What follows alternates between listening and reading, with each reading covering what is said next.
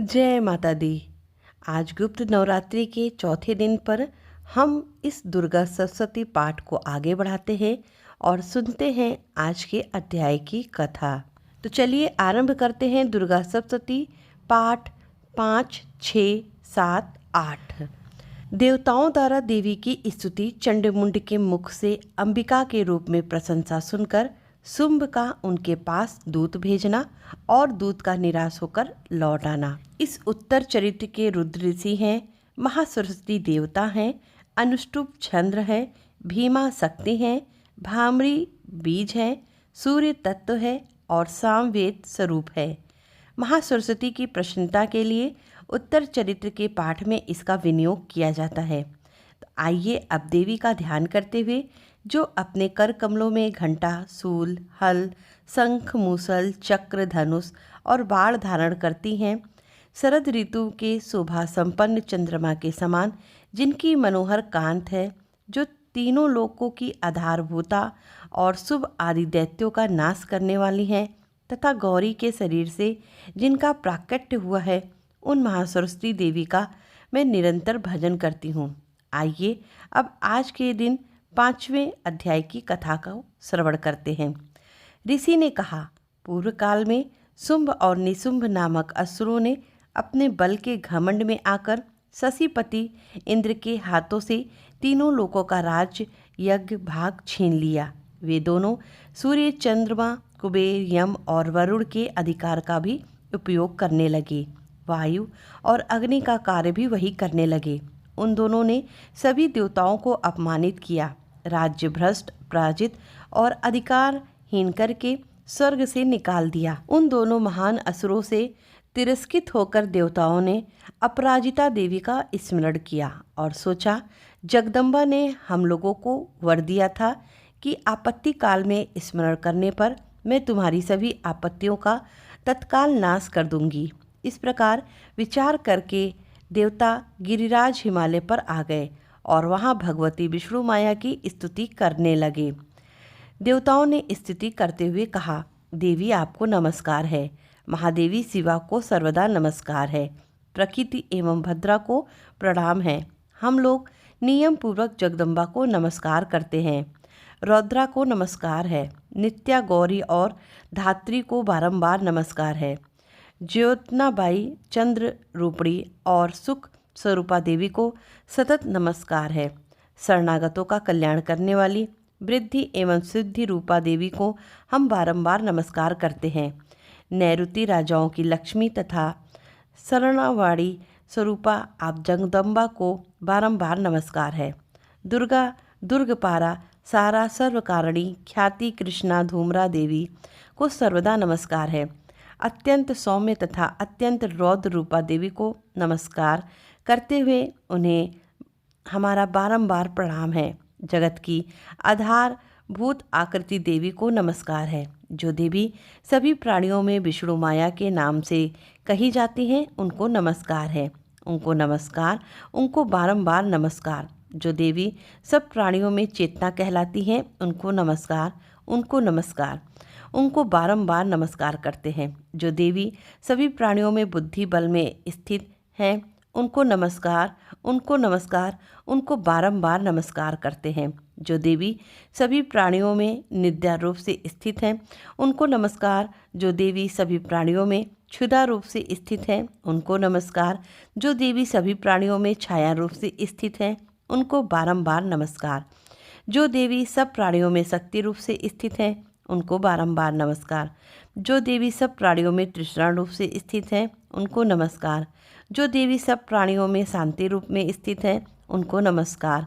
जो देवी सब प्राणियों में जाति रूप से स्थित है, उनको नमस्कार है। जो देवी सब प्राणियों में लज्जा रूप से स्थित है, उनको बारंबार नमस्कार है। जो देवी सब प्राणियों में शांति रूप से विराजमान है, उनको हम नमस्कार करते हैं। जो देवी सभी प्राणियों में श्रद्धा रूप से स्थित हैं, उनको हम नमस्कार करते हैं। जो देवी सब प्राणियों के कांत रूप में स्थित है, उनको नमस्कार करते हैं। जो देवी सब प्राणियों में लक्ष्मी रूप से विराजमान है, उनको नमस्कार। जो देवी सब प्राणियों में वित्तीय रूप से स्थित है, उनको नमस्कार। जो देवी सब प्राणियों में स्मृति रूप से स्थित हैं, उनको नमस्कार। जो देवी सब प्राणियों में दया रूप से स्थित हैं, उनको नमस्कार। जो देवी सब प्राणियों में दृष्टि रूप से स्थित है, उनको बारंबार नमस्कार करते हैं। जो देवी सब प्राणियों में माता रूप में स्थित है, उनको नमस्कार। जो देवी सब प्राणियों में भ्रांतियों रूप में स्थित है, उनको नमस्कार। जो जीवों के इंद्रिय वर्ग की अधिष्ठात्री देवी एवं सब प्राणियों में सदा व्याप्त है, उन व्याप्ति देवी को बारंबार नमस्कार है। जो देवी चैतन्य रूप से इस संपूर्ण जगत को व्याप्त करके स्थित रहती हैं, उनको नमस्कार है।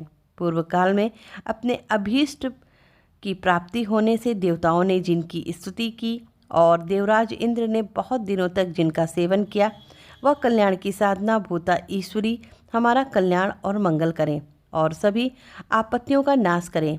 उदंड दैत्यों से सताए हुए हम सभी देवता जिन परमेश्वरी को इस समय नमस्कार करते हैं और जो भक्ति से विनम्र पुरुषों द्वारा स्मरण की जाने की तत्काल ही संपूर्ण विपत्तियों का नाश करती हैं, वे जगदम्बा कृपा हमारा संकट दूर करें। ऋषि ने कहा, हे राजन, इस प्रकार जब सब देवता गण स्तुति कर रहे थे, उस समय देवी पार्वती गंगा जी के जल में स्नान करने के लिए वहाँ आई थीं। उन सुंदर भावों वाली भगवती ने देवताओं से पूछा, आप लोग यहाँ किसकी स्तुति कर रहे हैं? तब उन्हीं के शरीर कोश से प्रकट हुई शिवा देवी बोली, शुभ दैत्य से तिरस्कृत और युद्ध में निशुंभ से पराजित होकर यहाँ एकत्रित हुए यह समस्त देवता यह मेरी स्तुति कर रहे हैं। पार्वती जी के शरीर के कोश से अंबिका का प्रादुर्भाव हुआ, इसलिए वे समस्त लोकों में कौशिकी कही जाती हैं। कौशिकी के प्रकट होने के बाद पार्वती देवी का शरीर काले रंग का हो गया, इसलिए वे हिमालय पर रहने वाली कालिका देवी के नाम से विख्यात हुई। उसके बाद शुंभ निशुंभ के भृत्य चंड मुंड वहाँ आए और उन्होंने परम मनोहर रूप वाली धारण करने वाली अंबिका देवी को देखा। फिर वे शुंभ के पास जाकर बोले, महाराज, एक अत्यंत मनोहर स्त्री है जो अपने दिव्य कांत से हिमालय को प्रकाशित कर रही है। ऐसा उत्तम रूप कहीं किसी ने नहीं देखा होगा। हे असुरेश्वर, जरा पता लगाइए वह देवी कौन है और उसे ले लीजिए। स्त्रियों में तो वह रत्न है, उसका प्रत्येक अंग बहुत सुंदर है।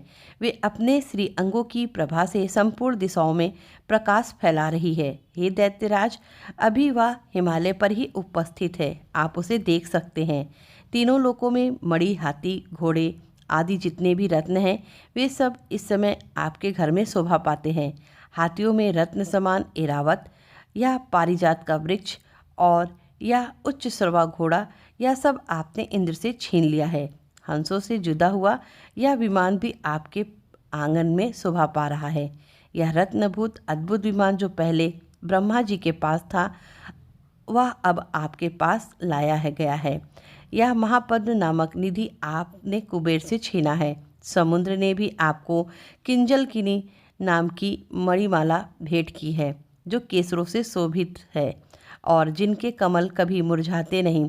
सुवर्ण वर्षा करने वाला वरुण का छत्र भी आपके घर में है और श्रेष्ठ रथ जो पहले प्रजापति का था, अब आपके पास उपस्थित है। हे दैत्येश्वर, मृत्यु की उदक्रांतिता नामक वाली शक्ति भी आपने छीन ली है, जो वरुण का पास और समुद्र में होने वाले हर प्रकार के रत्न आपके भाई निशुंभ के अधिकार में हैं। अग्नि ने स्वतः शुद्ध किए हुए 2 वस्त्र भी आपकी सेवा में अर्पित कर दिए हैं। हे दैत्यराज, इस प्रकार सब प्रकार के रत्न आपने एकत्रित कर लिए हैं, तो फिर जो यह स्त्री में रत्न रूप कल्याणमयी देवी है, इसे आप क्यों नहीं ले लेते? क्यों उसे अपने अधिकार में नहीं कर लेते?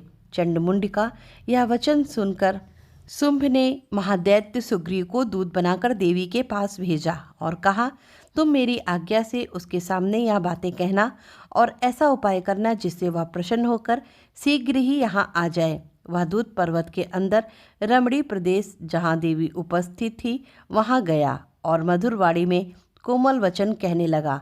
दूत ने देवी से कहा, हे देवी, दैत्यराज शुंभ इस समय तीनों लोकों के परमेश्वर हैं। मैं उन्हीं का भेजा हुआ दूत हूँ और यहाँ तुम्हारे पास आया हूँ।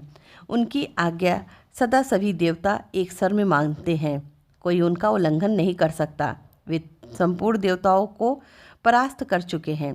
उन्होंने तुम्हारे लिए जो संदेश दिया है अब उसे सुनो। हे देवी, संपूर्ण त्रिलोकी मेरे अधिकार में है। देवता भी मेरी आज्ञा से अधीन चलते हैं। संपूर्ण यज्ञों के भागों को मैं ही पृथक पृथक भोगता हूँ। तीनों लोकों में जितने भी श्रेष्ठ रत्न हैं वे सब मेरे अधिकार में हैं। देवराज इंद्र का वाहन ऐरावत जो हाथियों में रत्न के समान है मैंने छीन लिया। क्षीर सागर का मंथन करने वाले जो अश्व रत्न उच्च श्रवा प्रकट हुआ था उसे देवताओं ने मेरे पैरों में पकड़कर समर्पित कर दिया है। हे सुंदरी, उनके सिवा और भी जितने रत्न भूत पदार्थ देवताओं, गंधर्वों और नागों के पास थे वे सब मेरे पास आ चुके हैं। हे देवी, हम लोग तुम्हें संसार की स्त्रियों में रत्न मानते हैं, इसलिए तुम हमारे पास आ जाओ, क्योंकि रत्नों का उपयोग करने वाले हम ही हैं। चंचल कटाक्षों वाली हे सुंदरी, तुम मेरी या फिर मेरे भाई की महापराक्रमी शुंभ की सेवा में आ जाओ, क्योंकि तुम रत्न स्वरूपा हो। मेरा वरण करने से तुम्हें तुलना रहित महान ऐश्वर्य की प्राप्ति होगी। अपनी बुद्धि से यह विचार करो और तुम मेरी पत्नी बन जाओ। दूत के इस प्रकार कहने पर कल्याणमयी भगवती देवी ने जो इस जगत को धारण किया है वो मन ही मन गंभीर भाव से मुस्कुराई और इस प्रकार कहने लगी। देवी ने कहा, हे दूत, तुमने सत्य कहा, इसमें तनिक भी संशय नहीं। शुंभ तीनों लोकों का स्वामी है और निशुंभ भी उसी के समान पराक्रमी है, किंतु इस विषय में मैंने जो प्रतिज्ञा ली थी उसे मिथ्या कैसे करूं? मैंने अपनी अल्पबुद्धि के कारण पहले से ही जो प्रतिज्ञा रखी थी अब उसे सुनो। जो भी मनुष्य पुरुष मुझे संग्राम में जीत लेगा, जो मेरे अभिमान को चूर्ण कर देगा और संसार में जो मेरे समान बलवान होगा वही मेरा स्वामी होगा। इसलिए शुंभ अथवा महादैत्य निशुंभ स्वयं ही यहाँ पधारे और मुझे जीतकर शीघ्र ही मेरा पाणी ग्रहण कर लें। इसमें विलंब की क्या आवश्यकता है? देवी के ऐसे वचनों को सुनकर दूत ने कहा, देवी, तुम घमंड से भरी हुई हो। मेरे सामने ऐसी बातें मत करो। तीनों लोकों में कौन ऐसा पुरुष है जो शुंभ निशुंभ के सामने खड़ा भी हो सके? हे देवी, अन्य देवताओं के सामने भी सारे देवता युद्ध नहीं ठहर सकते। तुम फिर भी अकेली स्त्री होकर कैसे रह सकती हो? जिन शुंभ आदि दैत्यों के सामने इंद्र आदि सभी देवता भी युद्ध में खड़े नहीं हुए, उनके सामने तुम स्त्री होकर कैसे जाओगी? इसलिए तुम मेरे ही कहने से शुंभ निशुंभ के पास चली जाओ।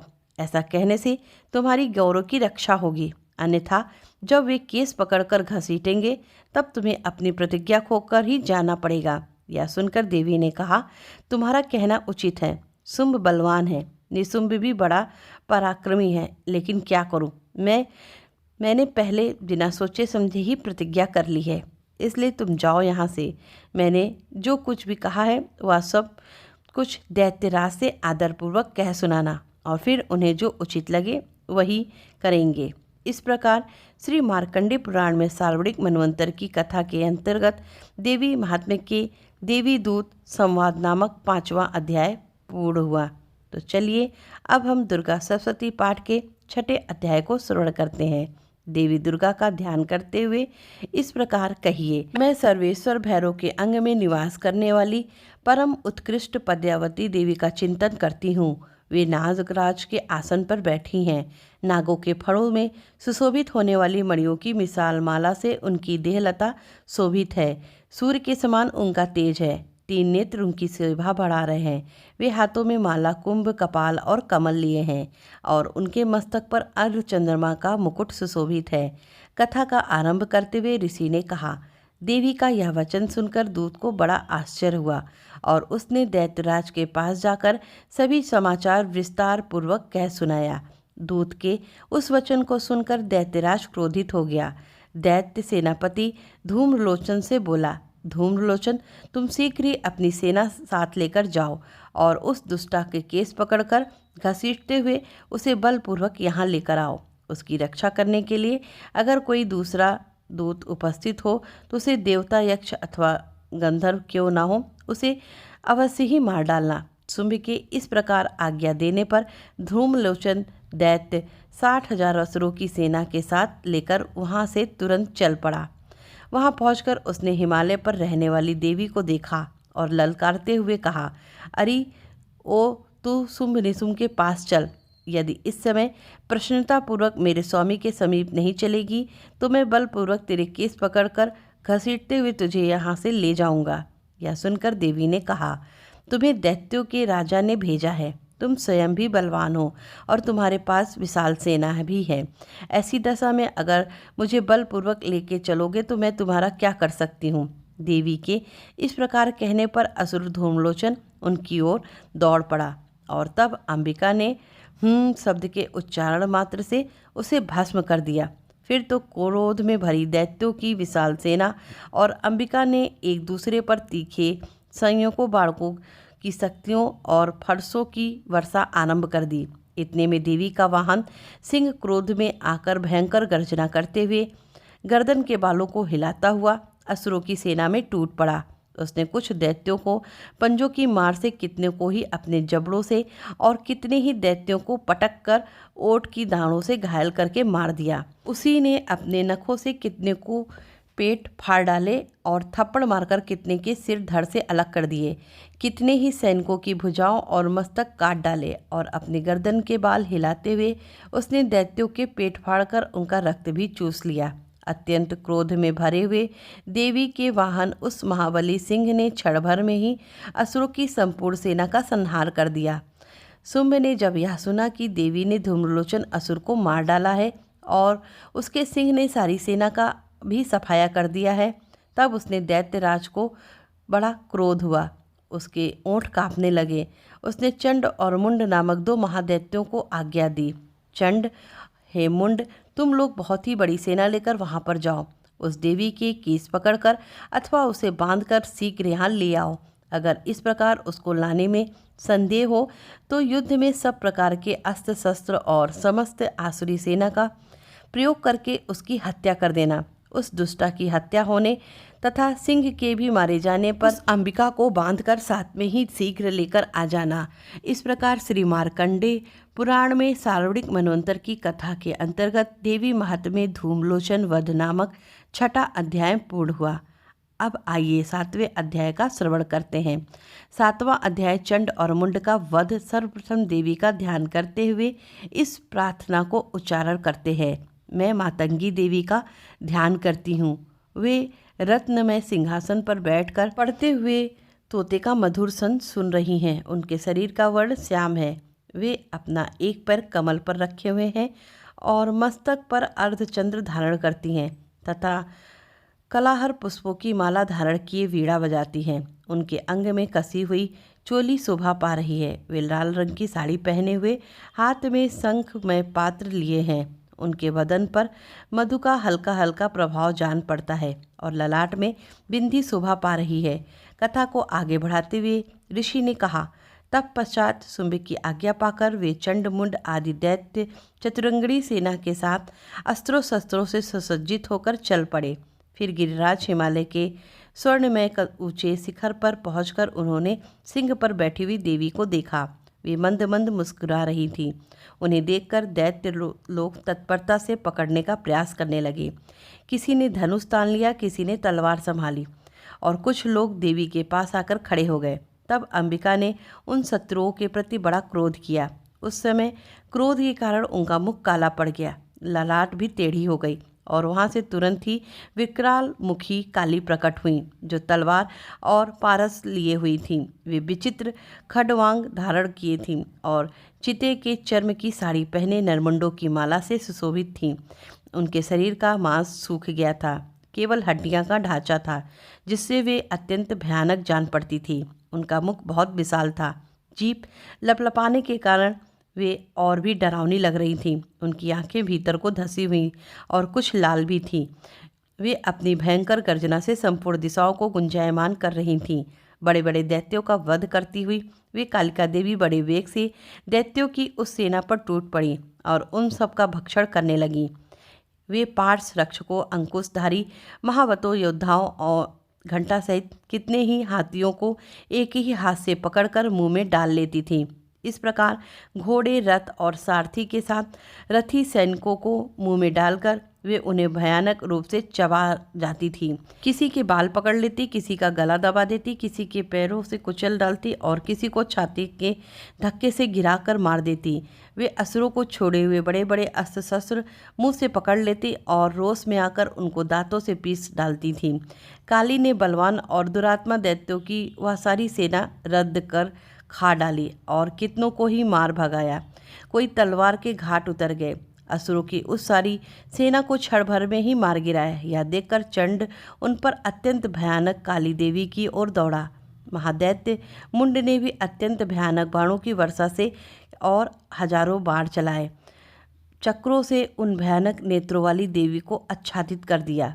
वे अनेक चक्र देवी के मुख के सामने समाते हुए ऐसे लग रहे थे जैसे सूर्य के बहुत सारे मंडल बादलों के उदर में प्रवेश कर रहे हों। तब भयानक गर्जना करने वाली काली ने अत्यंत रोष में आकर विकराट अट्टहास किया।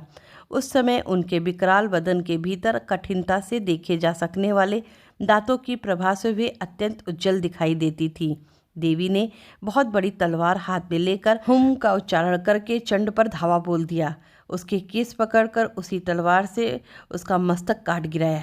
चंड को मारा गया देखकर मुंड भी देवी की ओर दौड़ा और तब देवी ने रोष में आकर देवी भी उसे तलवार से घायल करके धरती पर सुला दिया।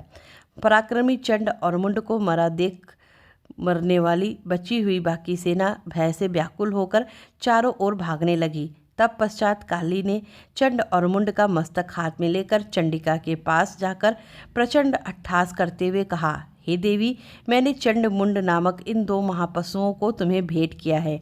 अब युद्ध यज्ञ में तुम शुंभ और निशुंभ का स्वयं ही वध करना। इस प्रकार वहां लाए हुए चंड और मुंड का नामक महादैत्यों को देखकर करुणामयी चंडी ने काली के मधुर वाणी में कहा, हे देवी, तुम चंड और मुंड को लेकर मेरे पास आई हो, इसलिए संसार में अब से तुम चामुंडा के नाम से विख्यात होगी। और इस प्रकार श्री मार्कंडेय पुराण में सार्वणिक मनवंतर की कथा के अंतर्गत देवी महात्म्य में चंड मुंड वध नामक 7वां अध्याय पूर्ण हुआ। 8वां अध्याय रक्त बीज वध कथा श्रवण करने के से पहले देवी का ध्यान करते हुए इस प्रकार प्रार्थना करें, मैं अड़िवा आदि सिद्धिमयी किरणों से अद्भुत भवानी का ध्यान करती हूँ। उनके शरीर का रंग लाल है, नेत्रों में करुणा लहरा रही है और हाथों में पास, अंकुश, बाण और धनुष की शोभा पा रहे हैं।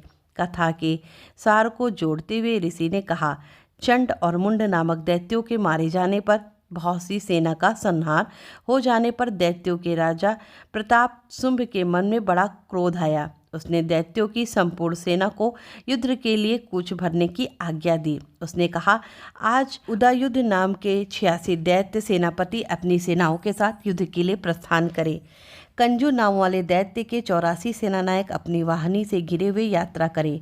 50 कोटि वीर कुल के और 100 धौम्य कुल के असुर सेनापति मेरी आज्ञा से सेना सहित आगे कूच करें। कालक, दोहरद, मौर्य और काल के असुर भी युद्ध के लिए तैयार हों। मेरी आज्ञा से तुरंत प्रस्थान करें। भयानक शासन करने वाले असुरराज शुंभ इस प्रकार आज्ञा देकर सहस्त्रों बड़ी बड़ी सेनाओं के साथ युद्ध के लिए प्रस्थित हुआ। उसके अत्यंत भयानक सेना आती देखकर चंडिका ने अपने धनुष की टंकार से पृथ्वी और आकाश के बीच का भाग गुंजा दिया। राजन, तदंतर देवी केसी ने भी बड़े जोर से दहाड़ना आरंभ किया। फिर अंबिका ने घंटे के शब्द से उस ध्वनि को और भी बड़ा कर दिया। धनुष की टंकार, सिंह की दहाड़ और घंटे की ध्वनि से संपूर्ण दिशाएं गूंज उठी। उस भयानक शब्द से काली ने अपने विकराल मुख को और भी बड़ा कर लिया था और इस प्रकार से विजय हुई। उस तामुल नाद को सुनकर दैत्यों की सेना ने चारों ओर से आकर चंडिका देवी, सिंह तथा काली देवी को क्रोधपूर्वक घेर लिया। इसी बीच में असुरों के विनाश तथा देवताओं के अभ्युदय के लिए ब्रह्मा, शिव, कार्तिकेय, विष्णु तथा इंद्र आदि देवताओं की शक्तियां जो अत्यंत पराक्रम और बल से संपन्न थीं, वे उनके शरीर से निकलकर उन्हीं के रूप में चंडिका देवी के पास आ गईं। जिस देवता का जैसा रूप, वैसी वेशभूषा और जैसा वाहन है, ठीक वैसे ही साधनों से संपन्न हो उनकी अपनी अपनी शक्तियां असुरों से युद्ध करने के लिए आ गईं। सबसे पहले हंस युक्त वाहन पर बैठी हुई अक्षर सूत और कमंडलों से सुशोभित ब्रह्मा जी की शक्ति उपस्थित हुई, जिसे ब्रह्माणी कहते हैं। महादेव की शक्ति वृषभ पर आरूढ़ होकर हाथों में श्रेष्ठ त्रिशूल धारण किए, महानाग का कंकड़ पहने, मस्तक पर चंद्र रेखा से सुशोभित होकर वहां आ पहुंची। कार्तिकेय जी की शक्ति रूपा जगदम्बा उन्हीं का रूप धारण किए श्रेष्ठ मयूर पर आरूढ़ होकर शक्ति दैत्यों से युद्ध करने के लिए आ गई। इसी प्रकार विष्णु की शक्ति गरुड़ पर विराजमान होकर शंख, चक्र, गदा और सारंग, धनुष तथा खड्ग हाथ में लिए आ गई। अनुपम यज्ञ वाराह रूप का धारण करने वाले श्रीहरि की जो शक्ति है, वह भी वाराह शरीर धारण करके वहां उपस्थित हुई। नरसिंह शक्ति भी नरसिंह के समान शरीर धारण करके वहां आ गई। उनकी गर्दन के बालों को झटके से आकाश के तारे बिखर पड़ते हैं। इस प्रकार इंद्र की शक्ति वज्र हाथ में लिए गज एरावत पर बैठकर आईं। उनके भी सहस्त्र नेत्र थे। इंद्र का जैसा रूप है वैसा ही उसका भी है। तत्पश्चात उन देव शक्तियों से घिरे हुए महादेव जी ने चंडिका से कहा, मेरी प्रसन्नता के लिए आप शीघ्र ही इन असुरों का संहार करें। तब देवी के शरीर से अत्यंत भयानक और परम उग्र चंडिका शक्ति प्रकट हुई, जो सैकड़ों गिदड़ियों की भांति आवाज कर रही थी। उस अपराजिता देवी ने धूमिल जटा वाले महादेव जी से कहा, हे भगवान, आप शुंभ निशुंभ के पास दूत बनकर जाइए और उन अत्यंत गर्वीले दानव शुंभ और निशुंभ दोनों से कहिए। साथ ही उनके अतिरिक्त जो भी दानव युद्ध के लिए वहां उपस्थित होकर उनको भी यह संदेशा दीजिए कि हे दैत्यों, अगर तुम जीवित रहना चाहते हो तो पाताल में लौट जाओ। इंद्र को त्रिलोकी का राज्य मिल जाए और देवता यज्ञ भाग का उपयोग करें। अगर बल के घमंड में आकर तुम युद्ध की अभिलाषा रखते हो तो आ जाओ। मेरी सिवाय योगनियाँ तुम्हारे कच्चे मांस को तृप्त करने के लिए तैयार है। हालांकि उस देवी ने भगवान शिव को दूत के कार्य में नियुक्त किया था, इसलिए वह शिवदूती के नाम से भी संसार में जानी गई। वे महादैत्य भगवान शिव के मुख से देवी के वचन सुनकर क्रोध में आ गए और जहाँ कात्यायनी विराजमान थी उस ओर बढ़ने लगे। वे दैत्य अपमर्श में भरकर पहले ही देवी के ऊपर बाण, शक्ति और वृष्टि आदि अस्त्रों की वृष्टि करने लगे। तब देवी ने भी खेलखाल में धनुष की टंकार की जोर और उनसे छोड़े हुए बड़े बड़े बाणों द्वारा दैत्यों के चलाए हुए बाण, शूल, शक्ति और फरसों को काट डाला। फिर काली उनके आगे होकर शत्रुओं को शूल के प्रहार से विदृढ़ करने लगी और खड्वांग से उन्हें मारने लगी। उन सब को मारती हुई वह रणभूमि में विचरने लगी। ब्रह्माणी भी जिस जिस की ओर बढ़ती उस ओर अपने कमंडलों का जल छिड़क कर शत्रुओं की ओज और पराक्रम को नष्ट कर देती थी। महेश्वरी ने त्रिशूल से और वैष्णवी ने चक्र से और अत्यंत क्रोध से भरी हुई कुमार कार्तिकेय की शक्ति ने शक्ति से दैत्यों का संहार करना आरंभ किया।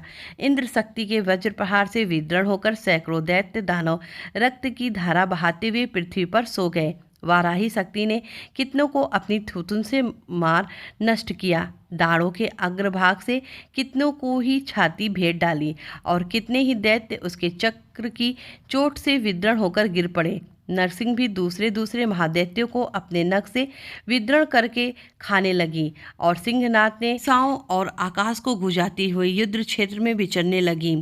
कितने ही असुर शिवदूती के प्रचंड अट्टहास में अत्यंत भयभीत होकर पृथ्वी पर गिर पड़े और गिरने पर उन्हें शिवदूती ने उस समय अपना ग्रास बना लिया। इस प्रकार क्रोध से भरे हुए मातृगणों को अनेक प्रकार के उपायों से बड़े बड़े असुरों का मर्दन करते हुए देखकर दैत्य सैनिक भाग खड़े हुए। मातृगणों से प्रेरित दैत्यों को युद्ध से भागते देखकर रक्तबीज नामक महादैत्य क्रोध में आ गया और युद्ध करने के लिए तत्पर हो गया। उसके शरीर से जब रक्त की बूंदें गिरती तब उसी समय शक्तिशाली एक दूसरा महादैत्य पृथ्वी पर उत्पन्न हो जाता। महासुर रक्तबीज हाथ में गदा लेकर इंद्र शक्ति के साथ युद्ध करने लगा। अब इंद्री ने अपने वज्र से रक्तबीज को मारा। वज्र से घायल होने पर उसके शरीर से बहुत सा रक्त चूने लगा और उससे उसी के समान और पराक्रम वाले योद्धा खड़े हो गए। उसके शरीर से रक्त की जितनी भी बूंदें गिरनी उतने ही पुरुष उत्पन्न हो गए थे। वे सब रक्त बीज के समान ही वीरवान, बलवान और पराक्रमी थे। वे रक्त से उत्पन्न होने वाले पुरुष भी अत्यंत भयानक अस्त्र शस्त्रों का प्रहार करते हुए वहाँ मातृगणों के साथ घोर युद्ध करने लगे। पुनः वज्र के प्रहार से जब उसका मस्तक घायल हुआ तब रक्त बहने लगा और उससे हजारों पुरुष उत्पन्न हो गए। वैष्णवी ने युद्ध में रक्तबीज पर चक्र का प्रहार किया और इंद्री ने उस दैत्य सेनापति की गदा से चोट पहुंचाई। वैष्णवी के चक्र से घायल होने पर उसके शरीर से जो रक्त बहा और उससे उसी के बराबर आकार वाले सहस्त्र महादैत्य प्रकट हुए। उनके द्वारा संपूर्ण जगत व्याप्त हो गया। कौमारी ने शक्ति से, वाराही ने खड्ग से और माहेश्वरी ने त्रिशूल से महादैत्य रक्तबीज को घायल किया।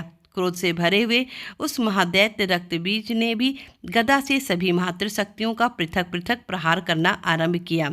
शक्ति और शूल आदि से अनेक बार घायल होने पर जो उसके शरीर से रक्त की धारा पृथ्वी पर गिरी, उससे भी निश्चय ही सैकड़ों असुर उत्पन्न हो गए।